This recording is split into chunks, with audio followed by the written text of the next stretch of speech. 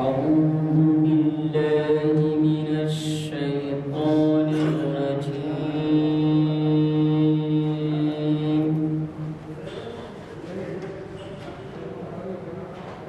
بسم الله الرحمن الرحيم.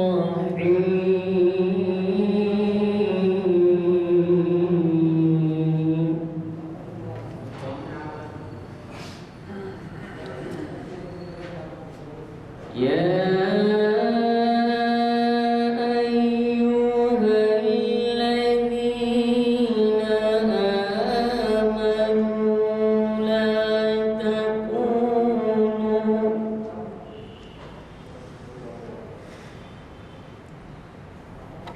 لا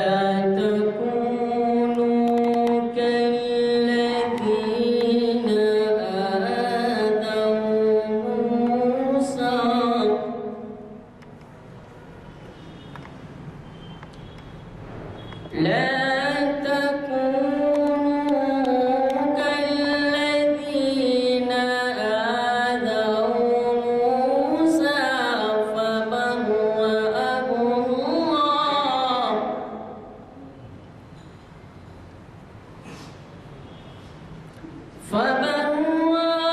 الله مما قالوا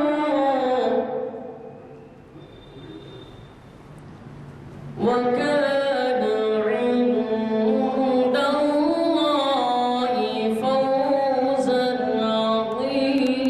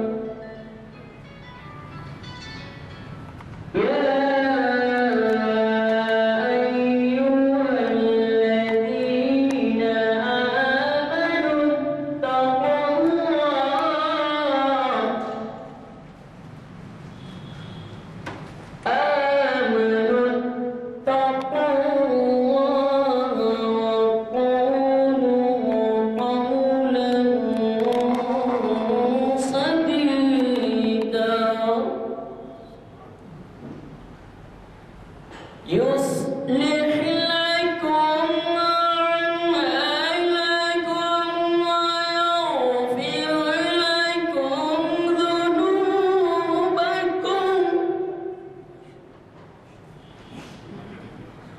ومن يطع الله ورسوله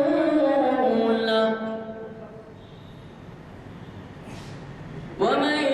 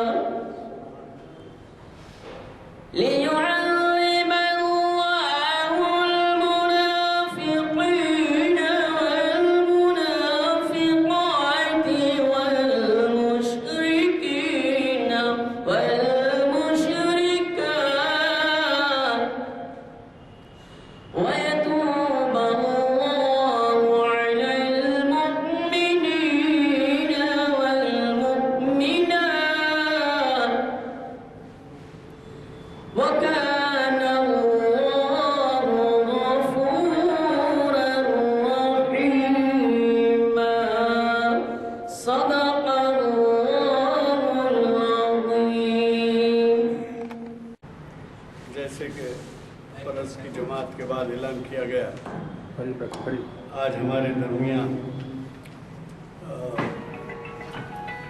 بین الاقوامی شہرت کے مخرج ڈاکٹر سید اسلام الدین مجاہد تشریف فرما ہے۔ آپ کو پتہ ہے، ابھی اعلان بھی کیا گیا تھا کہ انہوں نے ہمیں ایک بہت ہی اہم عنوان سے نوازا ہے، وہ ہے وبائی امراض تاریخ کا سبق۔ آپ کو تو معلوم ہے کہ موجودہ حالات میں یہ عنوان کی صدر اہمیت ہوتا ہے۔ جامعہ مسجد عالیہ گن فاؤنڈری کے کانفرنس ہال میں یہ تاریخ اسلام کا 913واں لیکچر منعقد ہو رہا ہے، اور جیسے کہ عنوان آپ کو بتایا گیا، حالات حاضرہ سے بہت کچھ تعلق رکھتا ہے۔ ڈاکٹر سید اسلام الدین مجاہد صاحب تعارف کے محتاج نہیں ہیں، اس لیے کہ وہ یہ نہیں ہے کہ آپ کے خطابات صرف محدود ہوتے ہیں، بلکہ آپ کے خطابات غیر اقوامی طور پر سنے جاتے ہیں، دیکھے جاتے ہیں۔ یہ کوشش کی جاتی ہے کہ وہ کم از کم مہینے میں ایک بار ہم سے کسی نہ کسی عنوان سے مخاطب ہوں۔ چنانچہ یہ بھی ہوا ہے کہ وہ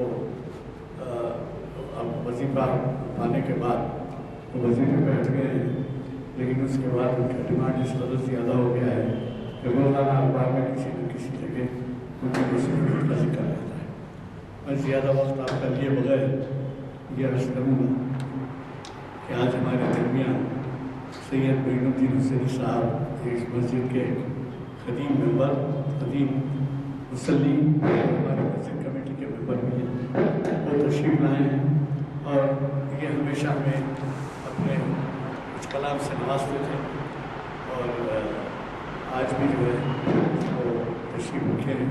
تو میں گزارش کروں گا کہ وہ پہلے کلام سے ہمیں استفادے کا موقع دیں، اور پھر اس کے بعد ڈاکٹر سید اسلام الدین مجاہد آپ کو مخاطب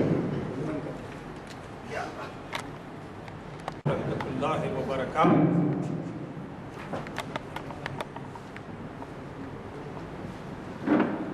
ان اللہ وملائکتہ یصلون علی النبی یا ایھا الذین آمنوا صلوا علیہ وسلموا تسلیما۔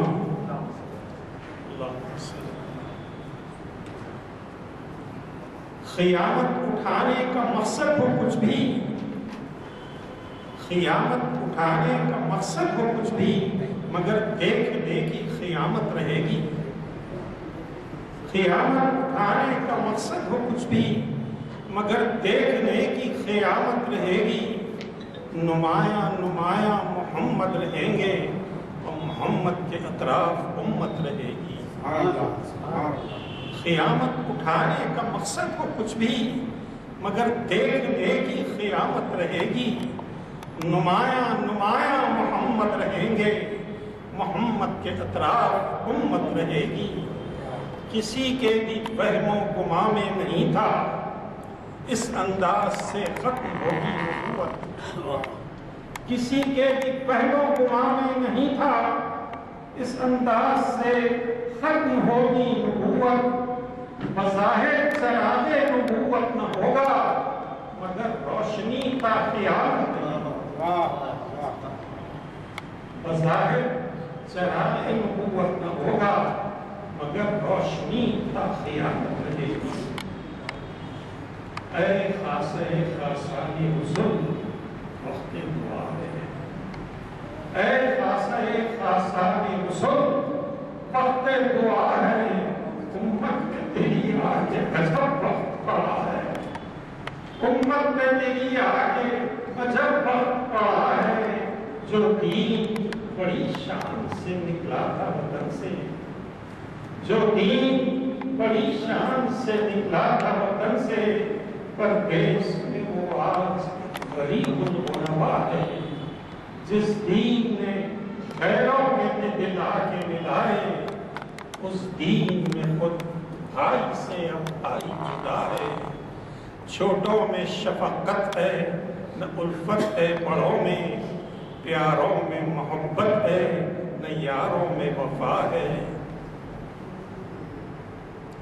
گو قوم میں تیرے نہیں اب کوئی بڑائی، گو قوم میں تیرے نہیں اب کوئی بڑائی، پر نام تیری قوم کا یہاں اب بھی بڑا ہے، اور ڈر ہے کہیں یہ نام بھی مٹ جائے نہ آخر، ڈر ہے کہیں یہ نام بھی مٹ جائے نہ آخر، مدت سے اسے دور زمان بیٹھ رہا ہے۔ فریاد ہے اے کشتی امت کے نگہبان، فریاد ہے اے کشتی امت کے نگہبان، بیڑا یہ تباہی کے قریب آن لگا ہے۔ اے خاصان رسول وقت دعا ہے، امت پہ تیری آ کے عجب وقت پڑا ہے۔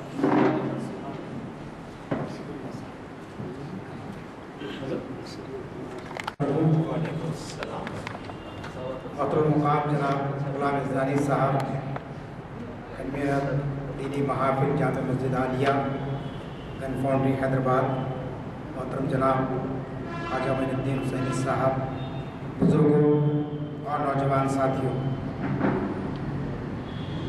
یہ اللہ تبارک و تعالیٰ کا لاکھ لاکھ شکر اور اس کا احسان عظیم ہے کہ تقریباً 1 سال کے بعد میں یہاں حاضر ہوا ہوں۔ جیسا کہ آپ جانتے ہیں کووڈ-19 کی وجہ سے ساری سرگرمیاں ہماری ٹھپ پڑ چکی تھی۔ یہ محافل جو بغیر کسی تعطل کے اور وقفے کے مسلسل جاری رہتی تھی، لیکن حالات کی ستم ظریفی کہیے کہ ان محافل کو بھی ملتوی کرنا پڑا اور ہر طرف ایک سناٹا چھایا ہوا تھا۔ لیکن اللہ تعالیٰ کا شکر ہے کہ وہ صبر آزما لمحات ختم ہوئے اور پھر ایک مرتبہ ہم یہاں پر جمع ہوئے ہیں۔ یہ 1 سال 2020 یہ 1 سال نہیں تھا، بلکہ ایسا محسوس ہوتا تھا کہ 1 صدی کا ایک دور تھا کہ جس لمحے موت ہمارے سامنے ناچ رہی تھی، ہمارے اپنے عزیز و اقارب، ہمارے دوست احباب اور ہمارے اپنے دینی رہنما، علمی شخصیتیں اور بڑی بڑی قداور ہستیاں ہمارے درمیان میں سے اڑ گئی۔ میں سب سے پہلے ان تمام مرحومین کے لیے دعائے مغفرت کرتا ہوں کہ جو گزشتہ 1 سال کے دوران اس دنیا سے رخصت ہو گئے۔ خود اس محافل کو خطاب کرنے والی شخصیتیں بھی ہمارے درمیان میں سے اڑ گئے، جس میں ایک نمایاں نام ڈاکٹر ضیاء الدین شکیب صاحب کا ہے کہ جنہوں نے کئی مجالس کو یہاں پر مخاطب کیا، اور 2-1 تعدادی جلسوں میں نے کہا کہ ضیاء الدین شکیب صاحب کا انتقال ایک شخصیت کا انتقال نہیں ہے، بلکہ ایک عہد کا خاتمہ ہے، کہ جس طریقے سے انہوں نے غبال کے پیام کو عام کرنے اور غالب کے مفاہیم کو سمجھانے اور حیدرآباد کی تہذیب و تمدن کو دنیا سے متعارف کرانے میں جو رول ادا کیا ہے وہ ناقابل فراموش ہے۔ اسی طریقے سے بڑی بڑی شخصیتیں چلی گئی، اور بہرحال جو بھی دنیا میں آیا ہے اسے ایک دن یہ دنیا چھوڑ کر جانا ہے۔ لیکن کووڈ کے دوران ہم نے ایسے عبرتناک مناظر دیکھے کہ ہمارے اپنے ساتھ اٹھنے بیٹھنے والے، ہمارے اپنے گھروں میں رہنے والے، ہمارے دسترخوان پر کھانا کھانے والوں کا بھی ہم دیدار نہیں کر سکے۔ دواخانے میں شریک کیا گیا، کووڈ کی وجہ سے موت ہوئی، اور لے جا کر ان کے عزیز و اقارب ان کا دیدار بھی نہیں کر سکے، اور ان کو لے جا کر سرکاری لوگوں نے دفن کر دیا۔ یہ کیسے عبرت کے علامتیں ہمارے سامنے آئی۔ اسی لیے میں نے عنوان لیا کہ وبائی امراض تاریخ کا سبق۔ دنیا میں جو کچھ بھی واقعات ہوتے ہیں، وہ واقعات سے اگر انسان عبرت نہ لے تو پھر اس سے زیادہ نکما اور کوئی شخص نہیں ہو سکتا ہے۔ دنیا یہ سمجھ رہی ہے کہ دنیا کے وجود کے بعد پہلی مرتبہ اس قسم کی کوئی عالمی وبا آئی اور لاکھوں کروڑوں انسان لقمے اجل بن گئے، لیکن یہ اللہ کی مشیت ہے اور خالق کائنات نے ایسے کئی مرتبہ دنیا کے اندر ایسے نمونے پیش کر دیے کہ جب کبھی قوموں نے خدا کی تعلیمات سے انکار کیا، حق کے راستے کو چھوڑ دیا اور پھر اپنے اندر وہ ساری قباستیں پال لی جو انسان کو زیب نہیں دیتی، تو پھر اس وقت کوئی نہ کوئی شکل میں خدا کا عذاب آتا رہا ہے۔ اب کووڈ جو ایک وبائی مرض تھا، یہ خدا کا عذاب تھا یا پھر یہ حیاتیاتی کوئی ہتھیار تھا یا پھر یہ کوئی بیماری تھی، اس پر تحقیق ہوتی رہے گی، اس پر کتابیں لکھے جائیں گے۔ لیکن میں آپ سے کہنا چاہتا ہوں کہ انسانی تاریخ میں ایسے حادثے، ایسے آفات ہمیشہ آتے رہے ہیں، اور تاریخ کے ہر دور کے اندر انسان کو ان مصیبتوں سے گزرنا پڑا ہے۔ اور اس کی بنیادی وجہ کیا ہے؟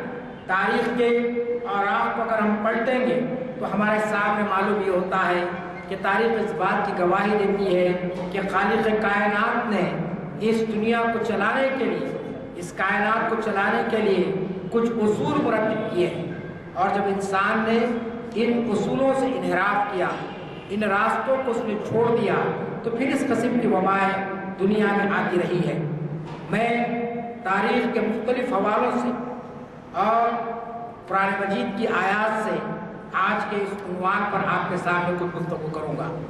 مختصر وقت ہے، لیکن چند تاریخی واقعات کا جاننا ضروری ہے کہ تاریخ کے اندر کیا ایسا کوئی واقعہ ہوا ہے کہ جس وبا نے پوری دنیا کو متاثر کر دیا ہو اور لوگ لاکھوں کی تعداد میں اس دنیا سے رخصت ہو گئے ہیں۔ چنانچہ معلوم تاریخ کے اندر ہم دیکھتے ہیں کہ جب اہل کلیسا نے، اسلام دشمن طاقتوں نے مذہبی جنون کے تحت انسانیت پر ظلم و ستم کے پہاڑ توڑنے شروع کر دیے اور اپنی تہذیب و تمدن کے پنجے گاڑنے کی کوشش کی، تو آپ جانتے ہیں کہ یورپ کے اندر ایک وبا پھیلی جس کو آپ پلیگ کے نام سے جانتے ہیں، طاعون کے نام سے جانتے ہیں۔ اور یہ جب بیماری پھیلی تو مورخین لکھتے ہیں کہ اس بیماری کے نتیجے میں اس دور میں 5 کروڑ لوگ موت کے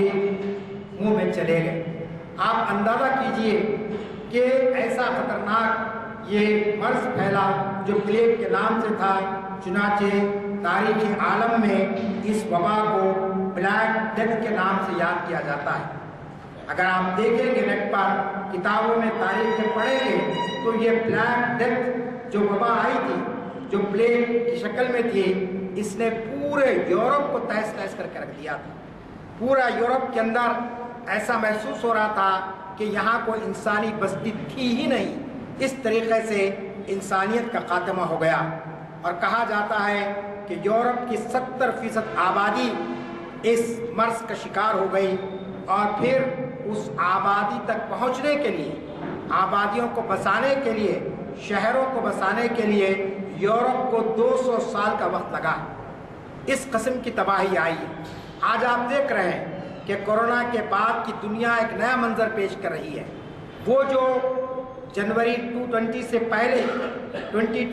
پہلے دنیا کی جو حالت تھی، دنیا کی جو رونقیں تھیں اور انسانی زندگی جس خوشی اور مسرت کے لمحات سے گزر رہی تھی، آج کووڈ نہیں ہے، لیکن اس کے باوجود ہر طرف خوف کا ماحول ہے، ہر طرف انسان پریشان ہے، لوگ ایک جگہ جمع نہیں ہو رہے ہیں۔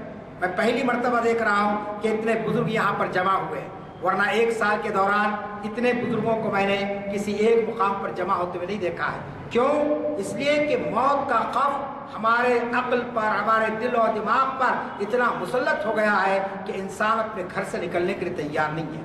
تو یہ جو یورپ میں صورتحال پیدا ہوئی تھی، پھر اسی طریقے سے آپ جانتے ہیں فرسٹ ورلڈ وار کے بعد ایک نئی بیماری یورپ میں آئی اور اس کو سوائن فلو کا نام دیا گیا، جو آج بھی پائی جاتی ہے اور جس پر کنٹرول کرنے کے دعوے کیے گئے، اور اتنی شرح میں اس وقت اموات نہیں ہو رہی ہے۔ لیکن اس وقت جب پہلی جنگ عظیم کے بعد 1918 میں سوائن فلو آیا تو اس نے یورپ کے 2 کروڑ سے زیادہ لوگوں کو موت کی گھاٹ اتار دیا۔ آپ اندازہ لگائیے کہ ایک ایسی چیز جس کو لوگ سمجھنے کی معمولی چیز ہے کہ بخار آ رہا ہے، کچھ جسم میں درد ہو رہا ہے، لیکن نتیجہ یہ نکلا کہ کروڑوں لوگ اس کے جیسے متاثر ہوئے اور دنیا سے گزر گئے۔ پھر اس کے دوران میں ہم دیکھتے ہیں کہ مختلف قسم کی وبائیں آئی، سیلاب کی شکل میں آئی، آندھی کی شکل میں آئی، پھر اسی طریقے سے مختلف قسم کی بیماریاں پھیلتی چلی گئی، اور ان بیماریوں نے مختلف ممالک کے اندر، خاص طور پر پسماندہ ممالک یا غیر ترقی یافتہ ممالک کے اندر اس طریقے سے انسانوں کے جیسے زندگی کو ختم کر دیا۔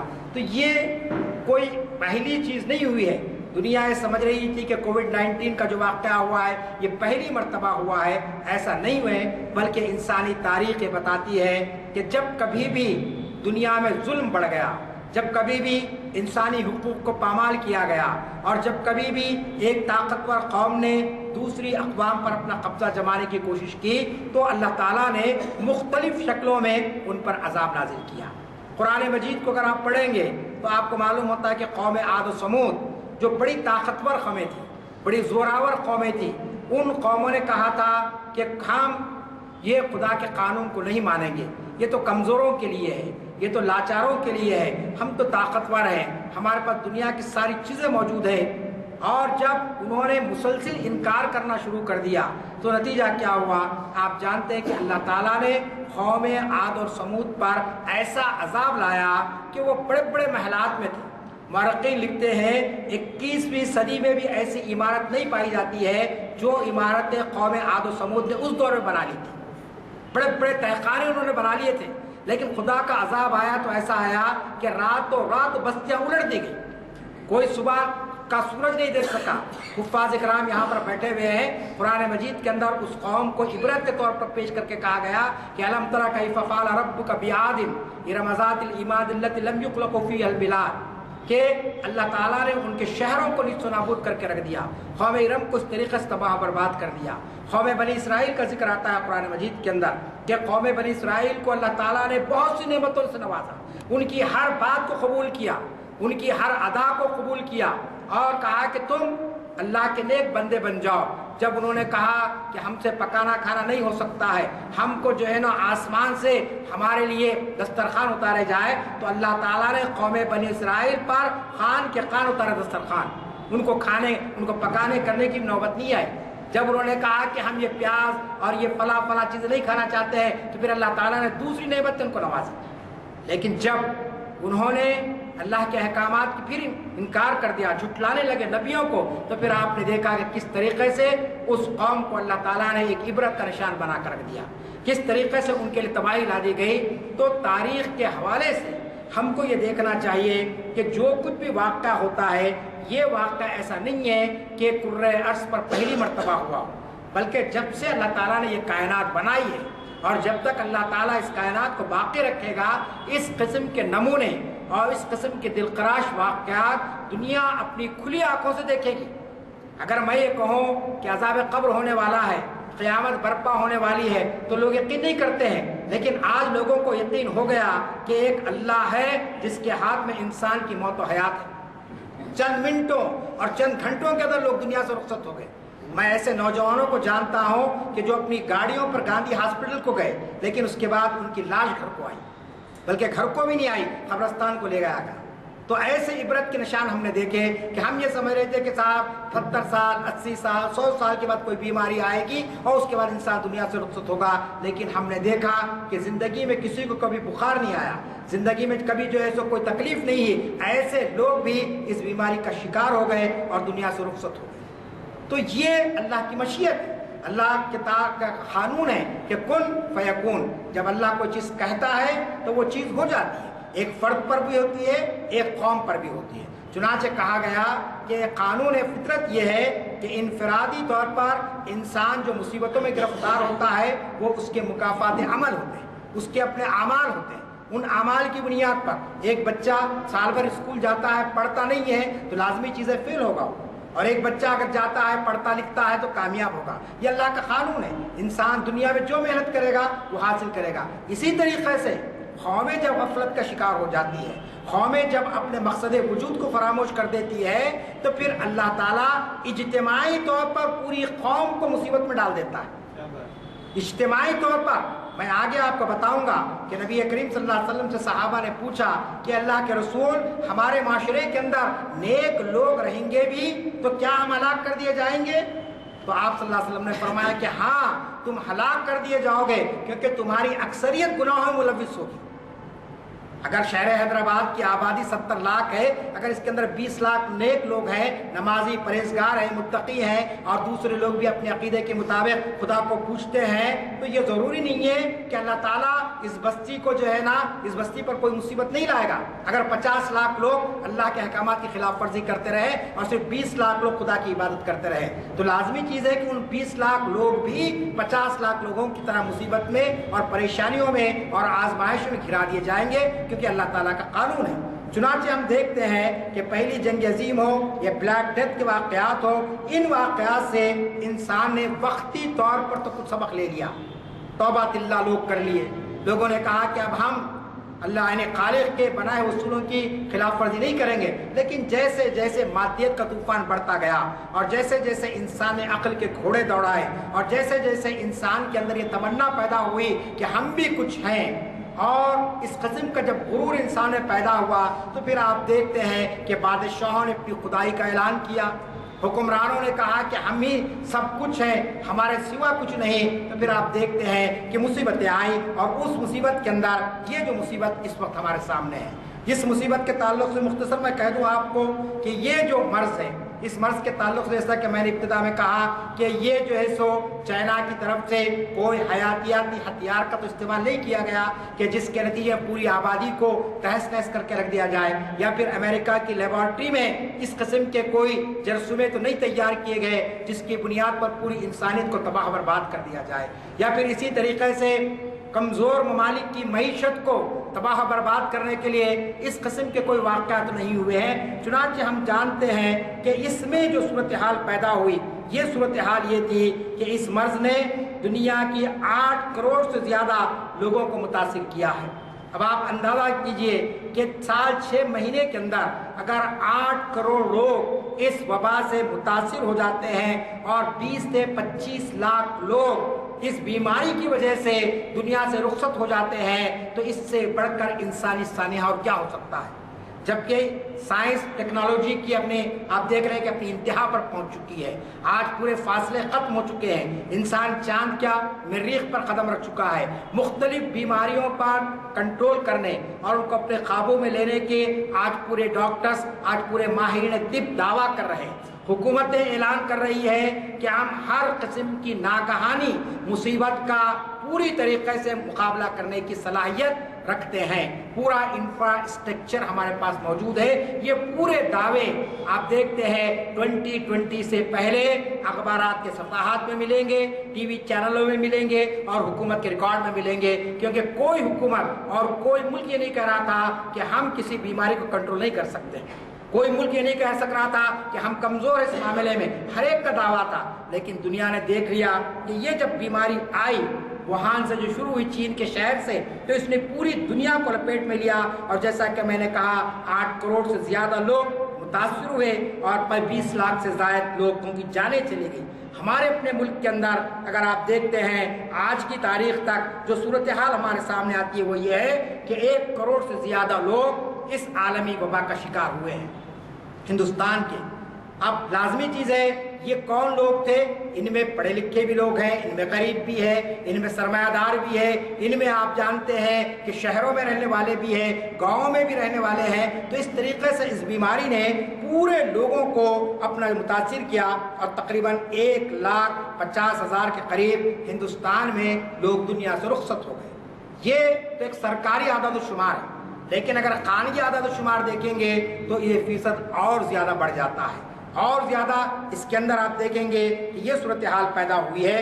تو یہ کہا جا رہا ہے کہ قیامت تو اپنی جگہ پر ہے، اور قیامت کی جو ہولناکی ہوگی اور قیامت کا جو منظر ہوگا، قرآن نے متعدد مقامات پر اس کو بیان کر دیا ہے کہ جہاں پر میاں بیوی ایک دوسرے کو نہیں پہچان سکیں گے، باپ بیٹے کی شناخت نہیں کر سکے گا، اور پھر ہر ایک کو اپنی فکر ہوگی۔ یہ تو قیامت میں ہونے والا ہے۔ سورہ زلزال کو آپ پڑھیے، اذا زلزلت الارض زلزالها واخرجت الارض اثقالها وقال الانسان ما لها يومئذ تحدث اخبارها، ساری منظر کشی اس کے اندر کر دی گئی ہے۔ لیکن اس قیامت کو ہم نے تو دیکھا نہیں ہے، لیکن اس قیامت کی ایک جھلکی آپ کو اس کووڈ نے ہم کو بتا دی، جس کو میں نے آپ کے سامنے رکھا کہ کس کس طریقے کے واقعات ہوئے کہ آپ دیکھتے ہیں کہ 2020 ختم ہو گیا اور 2021 شروع ہو گیا، لیکن اس کے باوجود یہ وبائی مرض کا خوف ابھی ہمارے اوسان پر، ابھی ہمارے جو ہے نا دماغ پر سوار ہے۔ آج بھی جو ہے نا حکومت کی گائیڈ لائنس آ رہی ہے، آج بھی حکومت آپ سے کہہ رہی ہے کہ آپ پوری احتیاطی تدابیر کو اختیار کریں، تو یہ دراصل آپ دیکھتے ہیں کہ دہشت ہے۔ اور پھر دعویٰ کیا گیا کہ ہم نے فلاں چیز بنا لی، فلاں چیز بنا لی، لیکن اس کے باوجود اس کے ذریعے سے مرض پر قابو پانے کی کوئی بات نہیں کی جاتی ہے، جس سے یہ معلوم ہوا کہ تاریخ ہم کو بتاتی ہے یہ سارے جو وبائی امراض ہیں، اس کے آنے اور اس کی تباہی کے بعد انسان کو کس بات کا احساس ہوا کہ اس کائنات کا ایک مالک ہے اور اس کی مرضی کے بغیر کچھ نہیں ہو سکتا ہے۔ چنانچہ یہ حقیقت اب دنیا کے سامنے آئی ہے۔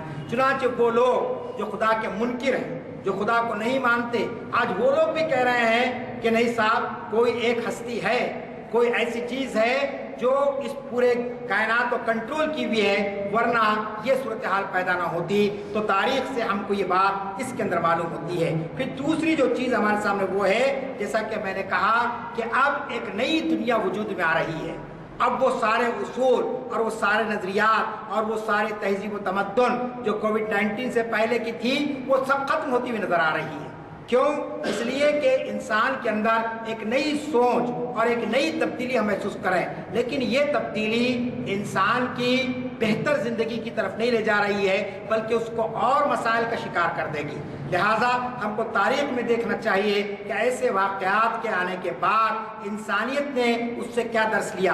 آج ہم سماجی دوری کے نام پر، سماجی فاصلے کے نام پر ہم کیا کر رہے ہیں؟ اپنے آپ کو سماج سے کاٹ لے رہے ہیں، ہم اپنے آپ کو گھروں میں بند کر رہے ہیں، ہم اپنے آپ کو یہ سمجھ رہے ہیں کہ ہم اپنے گھر میں رہیں گے تو محفوظ رہیں گے۔ ایسی بات نہیں ہے۔ آپ جانتے ہیں کہ جب انسان کی موت کا وقت آ جاتا ہے تو کہیں پر بھی آتا ہے، کہیں سے بھی اٹھا لیا جاتا ہے۔ لہٰذا سب سے بڑا آج ہم کو دنیا کے سامنے یہ پیغام دینے کی ضرورت ہے جو تاریخ کا معلوم ہوتا ہے کہ انسان ان واقعات سے درس بصیرت لے، اس سے نصیحت حاصل کرے۔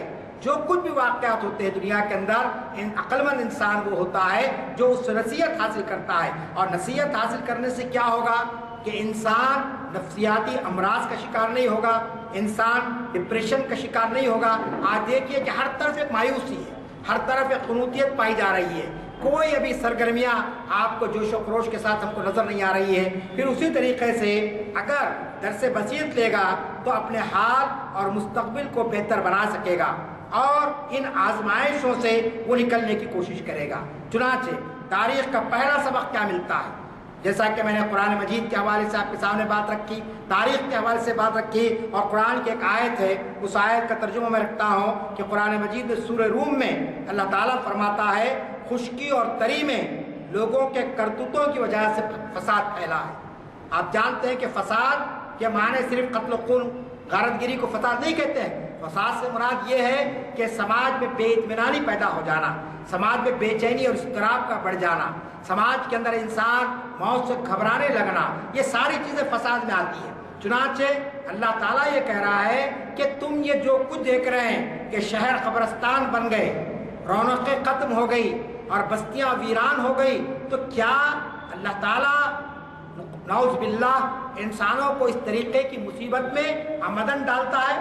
نہیں، بلکہ قرآن کہتا ہے کہ ظہر الفساد فی البر بما کسبت ایدی الناس، کہ خشکی اور تری میں جو بھی فساد ہوتا ہے، جو بھی حالات پیدا ہوتے ہیں، نازک ترین حالات، وہ انسانوں کی کرتوتوں کا نتیجہ ہوتے ہیں۔ انسان جو کچھ کرتا ہے اللہ تعالیٰ اس کی ایک جھلک دنیا میں انسان کو بتا دیتا ہے۔ یہ قرآن مجید کی آیت کا ترجمہ میں نے رکھا، سورہ شورى میں کہا گیا اور تمہیں جو بھی مصیبت پہنچی ہے وہ تمہارے کرتوتوں کی وجہ سے۔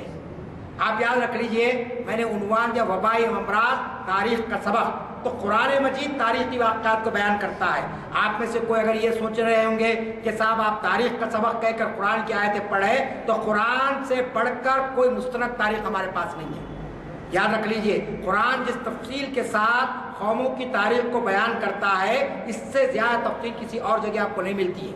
اگر آپ تاریخ یورپ کو پڑھیں گے تو اس میں بہت مبالغہ آرائی ہوئی ہے، اگر آپ کسی اور مورخ کو پڑھیں گے تو اس میں بہت سے قصے آپ کو من گھڑت ملیں گے، لیکن قرآن مجید نے جن جن واقعات کو بیان کیا ہے وہ بالکل مستند واقعات ہیں۔ میں نے قوم عاد و سمود کی مثال آپ کے سامنے رکھی ہے، قوم بنی اسرائیل کی مثال آپ کے سامنے رکھی ہے، دیگر اقوام کی مثالیں قرآن مجید کے اندر ملتی ہے۔ تو یہاں پر جو بات کہی گئی صرف دو آیتوں کو میں یہاں پہ کوٹ کیا ہوں، ایک تو آپ کے سورہ روم کی آیت اور دوسرے سورہ شورا کی آیت، جس کے اندر تھوڑے بہت الفاظ کے بدلے کے ساتھ یہ کہا گیا کہ جو کچھ بھی مصیبت آ رہی تم پر یہ تمہارے کرتوتوں کا نتیجہ ہے۔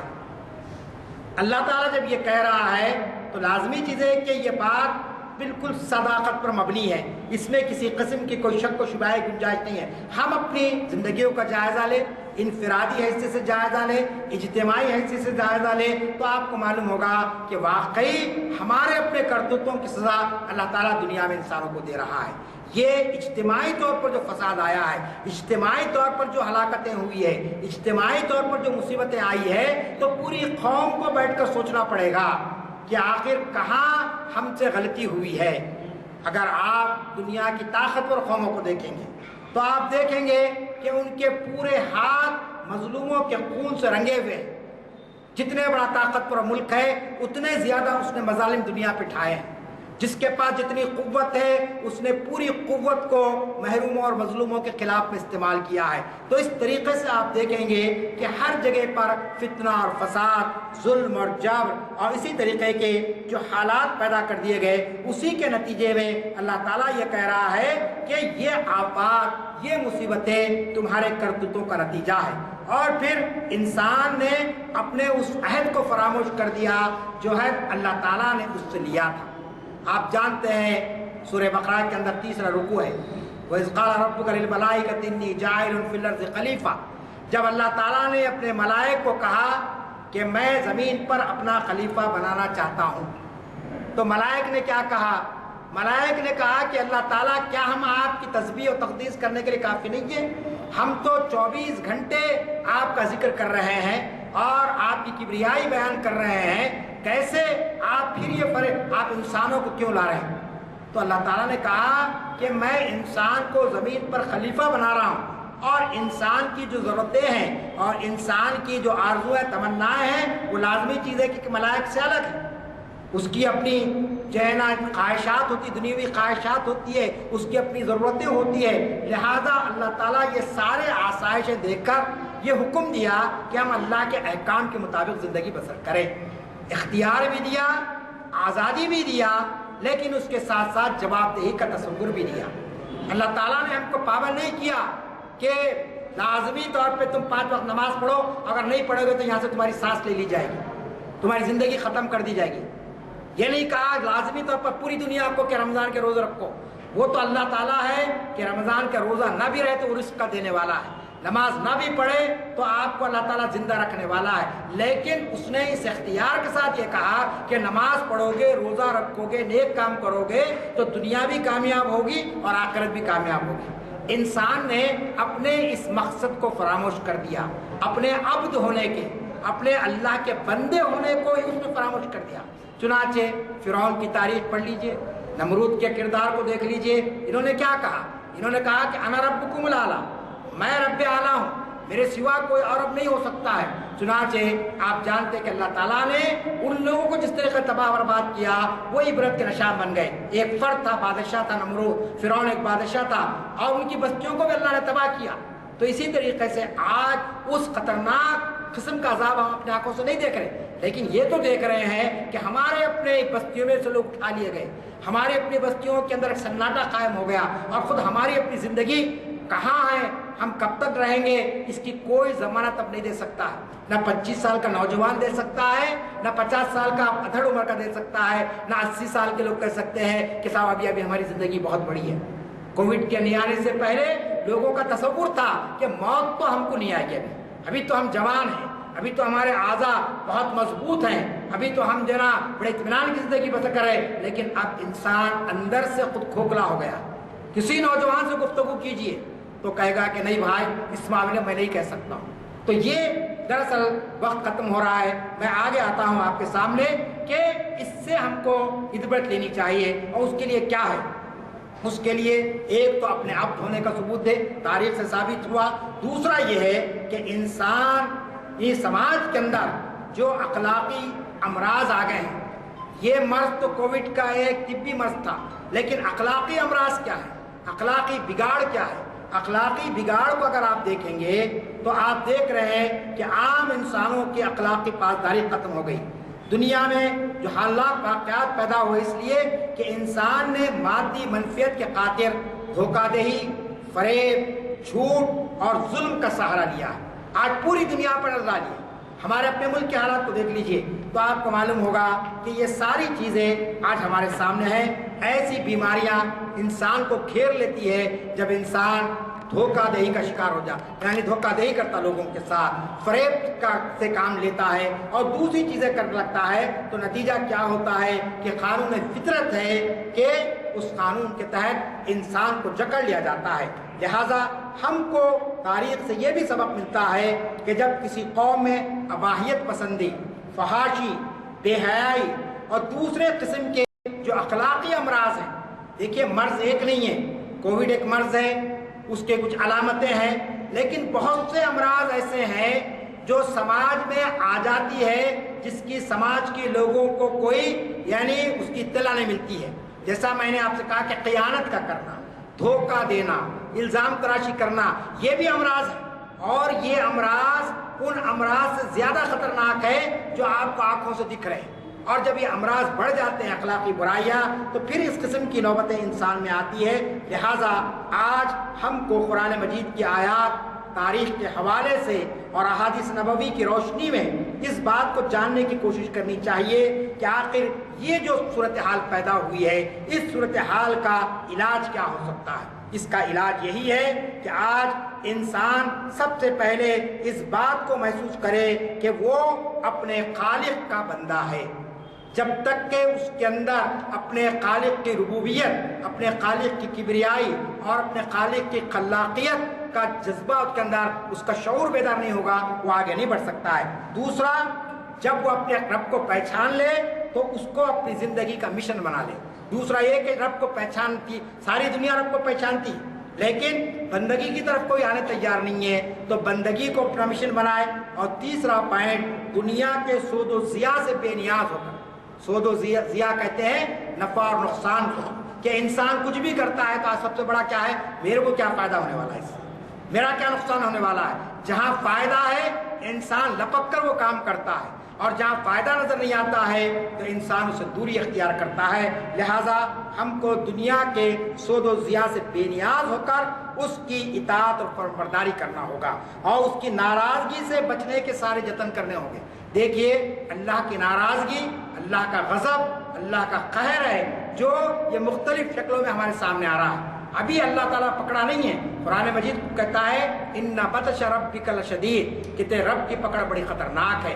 یہ تو ایک آپ کہہ سکتے ہیں کہ ریہرسل ہے، معمولی قسم کا ریہرسل ہے. چاہے وہ آپ جانتے ہیں کہ یورپ میں آنے والا وہ بلیک ڈیتھ کا معاملہ ہو، یا یہ کووڈ کا معاملہ ہو، یا اور کوئی معاملہ ہو، یہ تو صرف معمولی قسم کے ریہرسل ہے. اصل جو پکڑ ہونے والی وہ اللہ کے پاس ہونے والی ہے. لہٰذا تاریخ سے ہم سبق لیں، موازنہ کریں اپنی زندگی کا اور آگے بڑھیں. میں اپنی گفتگو کو شاعر کے اسی شعر پر ختم کرتا ہوں. شاعر بھی یہی کہتا ہے کہ اگر اللہ ناراض ہو، اللہ خفا ہو تو یہ بلائیں آسمان سے آتی ہے.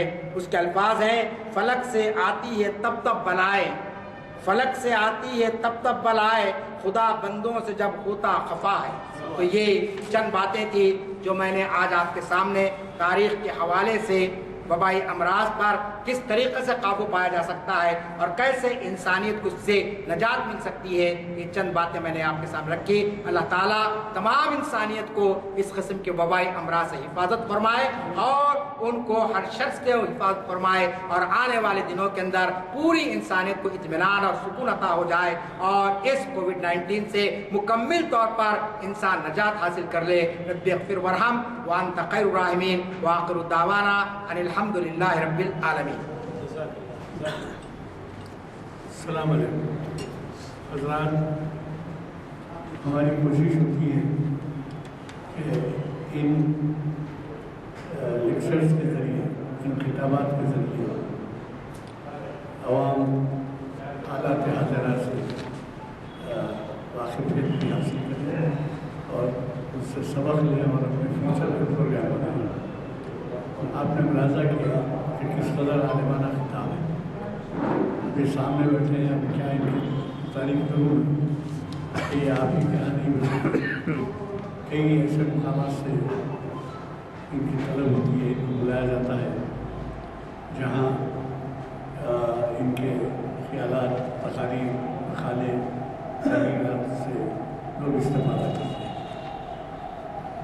आपने देखा एक शायद ही कोई ऐसा पहलू है जो हालात हाज़िरा यानी ये कोविड-19 के असरात के बारे में उन्होंने ज़िक्र नहीं किया। मैं तो ये कहता हूँ कि ऐसा खिताब अगर मैं या कोई शायद लिख के भेजे तो उस थीसिस पे PhD की डिग्री मिल सकती है। आप खुद इसके गवाह हैं कि किस कदर आलिमाना खिताब उन्होंने कुरान के हवाले, हदीस के हवाले, तारीख़ के हवाले, हालात मौजूदा का तज़किरा क्या चीज़ थी इसने को उन्होंने ज़िक्र किया। बहरहाल बड़ी खुशी की बात है कि वो जो है हमें आज इतने अरसे के बाद, जैसे कि उन्होंने कहा उनकी मजबूरी थी, वो मुखालिफ थी।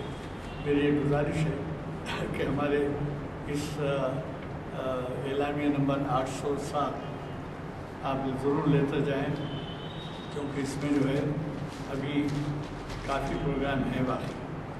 ये खैर दर्स तो होता ही है शायद से साहब का, अलबत्ता पीर के दिन, आज तो हफ्ता है ना, पीर के दिन बाद असर किरदार और माशरे पर गुनाहों के असरात। आप जानते हैं कि हमारे गैर मामूली खिताब होते हैं इनके, हाफिज़ मोहम्मद इस्हाक़ कमाल ख़ातिरी साहब, और ये यहाँ ही नहीं और कई मसाजिद में भी वाज़ बयान भी हिस्सा लेते हैं और फिर उन्हें हर जगह से खिताबात के लिए बुलाया जाता है। तो परसों शरीयत इंफॉर्मेशन सर्विस की 810वीं नशिस्त है। मैंने जैसे पहले कहा हमारी 450 नशिस्तों में 10 साल होते हैं, 45 नशिस्तें हर साल रमज़ान में नहीं होती, इस वजह से या कोई नागहानी सूरत आ जाए जैसे कर्फ्यू है या बारिश है, तो 45 जिलों में 450 नशिस्तें। अब इसी से अंदाज़ा लगाएंगे कि 810 नशिस्तें होंगी। हाफिज़ मोहम्मद इस्हाक़ किरदार और माशरे पर गुनाहों का असरात, ये उनका उन्वान बहुत ही अहम उन्वान है। न सिर्फ आप आएँ बल्कि आप अपने साथ खुसूसन नौजवानों को ले जाएँ। आजकल छुट्टी को बैठे कम अज़ कम उनको इस तहज़ीब से वाक़िफ़ होने दीजिए कि लोगों के लिए किस तरह से हम एक जगह पर बैठ सकते हैं, किस तरीके से हमारे उलमा की कदर कर सकते हैं और हमारे उलमा से सीख सकते हैं। मुझे कभी तवक्को है कि आप इस पर ध्यान दें, चूँकि दुआ हो चुकी है और मेरी गुजारिश है सामान लेते हुए जाए की बर्खास्त किया जाए। माशाअल्लाह काफ़ी